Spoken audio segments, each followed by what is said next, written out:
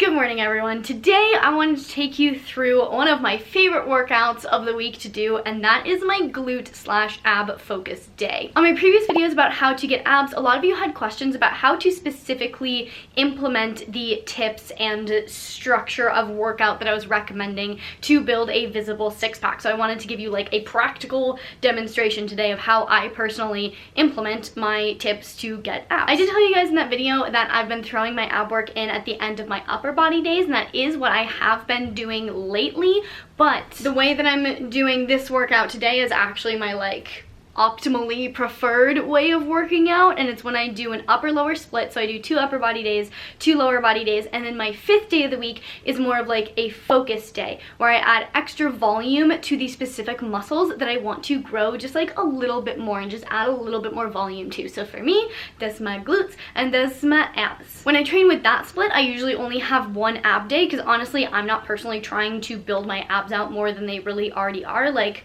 I'm pretty happy with the amount of definition that I have. I don't know how well you can yeah, like I'm happy with this. I'm not really trying to change this too much. So I only really need to throw in 1 ab day a week to maintain the current muscle mass that I have in my abdominal region. But if you are actively trying to grow your abs, I would add a couple ab exercises to the end of like 3 or 4 workouts throughout the week instead. So that said, I'm also really excited for the glute focused part of this workout. That's gonna make up the majority of the volume of the workout. A lot of glute workouts that you see are just people throwing random exercises at the glutes, which yeah, that helps, but if you really want to like optimize the efficiency of your workouts, you want to make sure you're targeting the glutes in different ways from different angles. If you guys want me to make a video all about how to optimize your glute training like I did with abs, let me know, because there's a lot of nuance to it that a lot of people are missing, and I feel like it doesn't get talked about enough. So leave a comment down below if you want to see that. But this is gonna be an amazing glute workout, and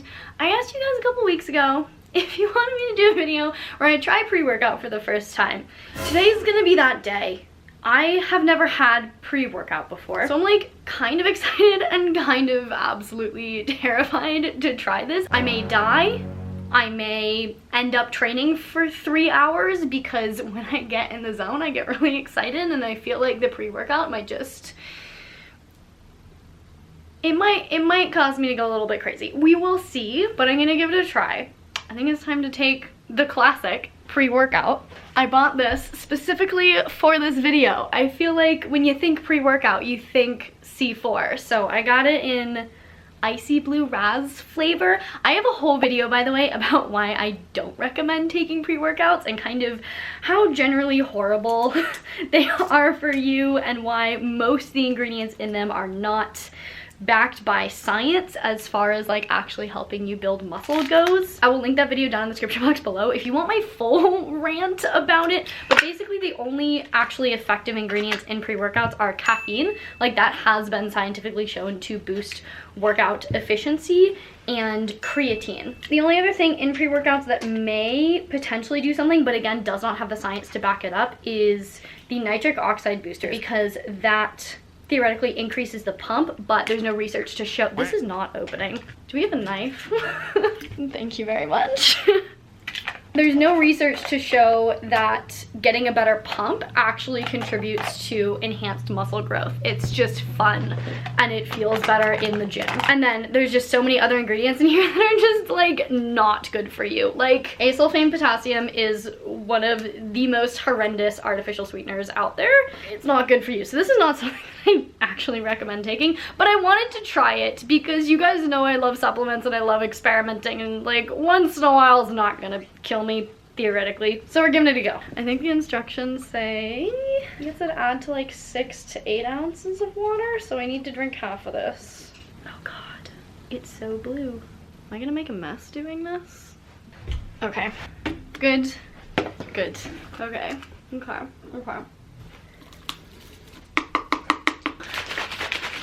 Good. Cheers, wish me luck. Hopefully I don't die of caffeine overdose or whatever the heck else is in here. Oh, that is so sweet.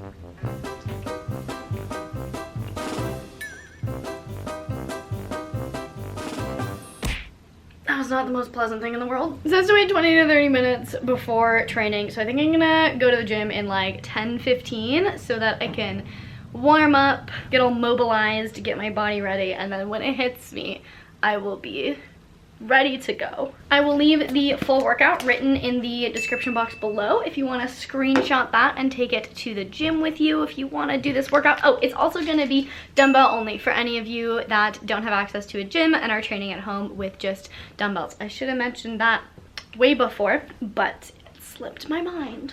10 seconds later. Oh no, it's been like 10 minutes. My ears feel like they're being bitten by fire ants and I'm starting to get that feeling on my face.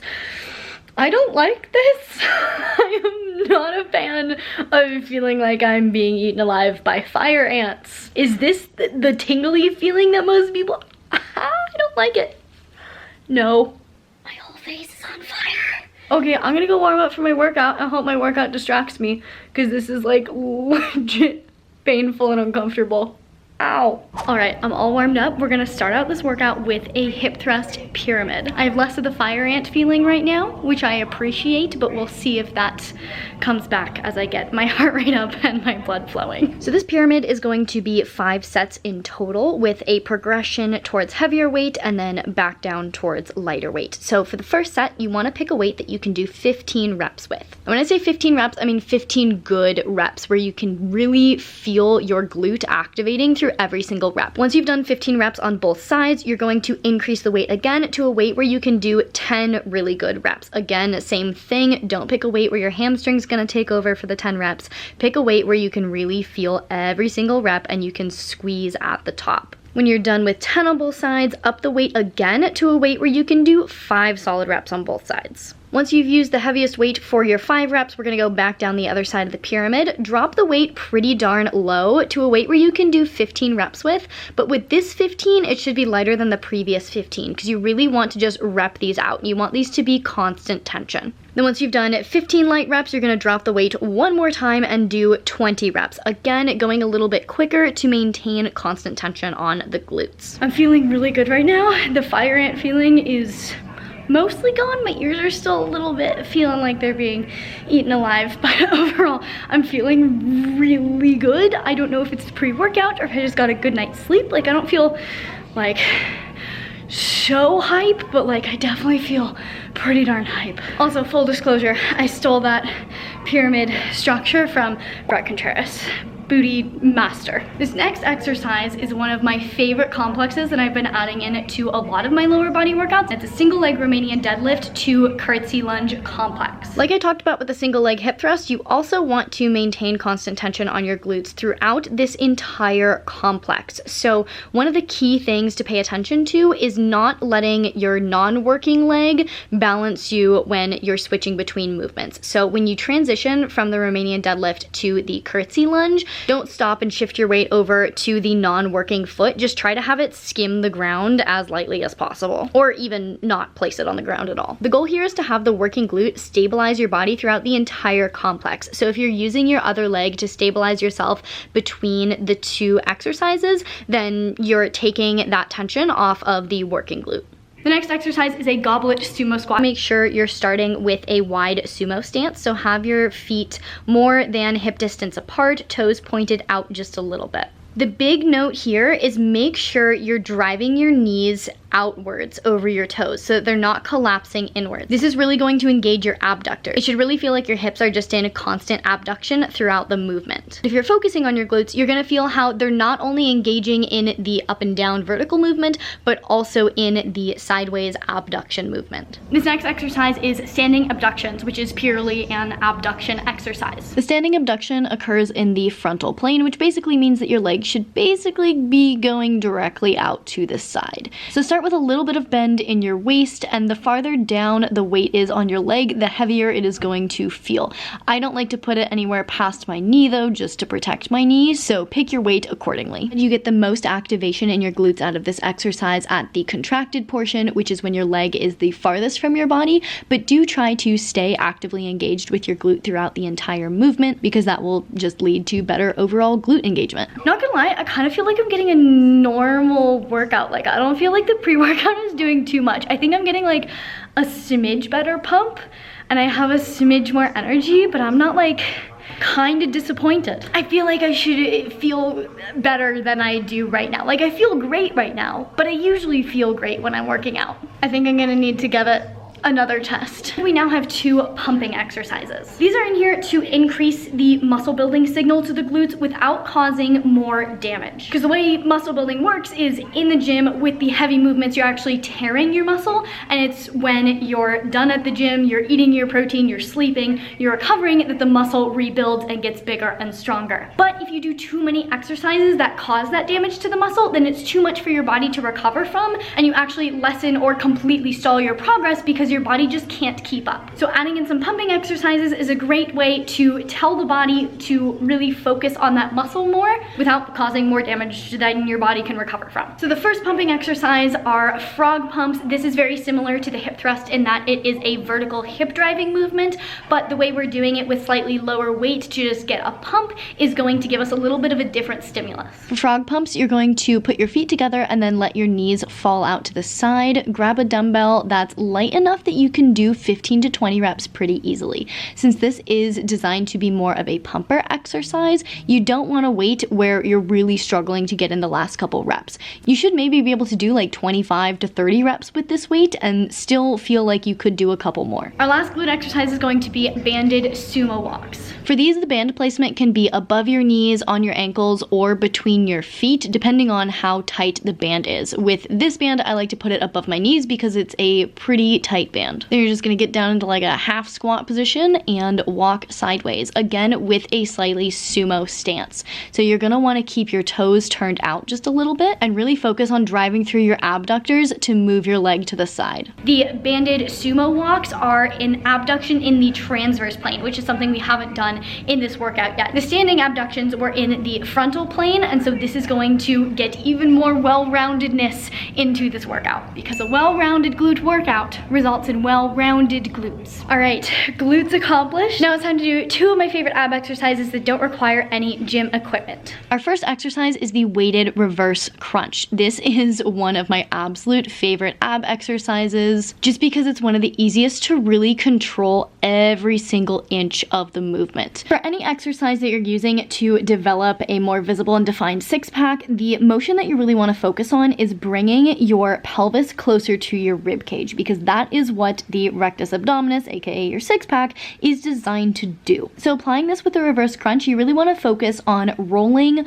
up 1 vertebra at a time and then rolling back down 1 vertebra at a time. So I like to do these pretty slowly just to make sure I'm engaging my entire core and not letting myself just kind of flop back down and letting momentum do some of the work for me. If you're executing these properly, these should be really, really difficult. If you can do like 50 plus reps, you're probably not doing them correctly. So go slow with these, and again, make sure you're rolling up and down 1 vertebra at a time. The second ab exercise is slider pikes. Yes, I know this is not a dumbbell based exercise, but you can get these super cheap on Amazon, and they're a great tool to have at home if you're just doing at home workouts right now. Again, you want to focus on bringing your rib cage closer to your pelvis. With the slider pikes, it's really easy to accidentally use your hip flexors to just bend your body in half instead of using your core to roll your hips upwards. Your hip flexors should not be involved at all in this movement. If you're feeling it in your hips, then you're not engaging your core properly. So what I like to do with this is start at the top of my spine and curl from there. And so I'll kind of tuck my chin under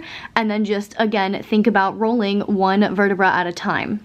Not gonna lie, I'm a smidge disappointed, and by a smidge, I mean pretty darn disappointed by the lack of like mind-blowing awesomeness from the pre-workout. Like, don't get me wrong, that was a fantastic workout. I felt great, but that's kind of how I usually feel when I've gotten 8 hours of sleep and feel generally good. Part of that may have been because I was also filming the workout, and so I was like not as in the zone as maybe I could have been. So I think I'm gonna try it again on another day and see what happens. I really wanted to just like crush it and go really hard and like feel like I wanted to be in the gym for 3 hours. I wouldn't have stayed in the gym for 3 hours, but like I wanted that feeling, and I didn't I didn't feel the feeling. Let me know down below if you guys take pre-workout regularly, and if so, what benefits you feel from it? Or if you have any sort of like pre-workout supplement that you love to take. You guys know I love having lion's mane before a workout because I feel like it really gets me in the zone. Honestly, I feel like I get more out of lion's mane than I do from the pre-workout that I just took. I don't know. But leave a comment, let me know your favorite pre-workout concoction, snack,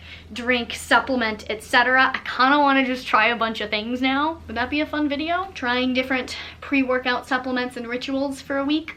Also leave a comment down below if you give this workout a try, how it feels for you. I think you're gonna love this one. In the meantime, if you like this video, please give it a big thumbs up. It really does support me and my channel. I really genuinely appreciate it. Please share this video with your friends, your family, and your neighbors. If you want to see more videos from me all about health and fitness, you can check them out over here. To see future videos from me, make sure you hit that subscribe button, hit the little notification bell so you get notified when I post a video, and I will see you very soon. Bye!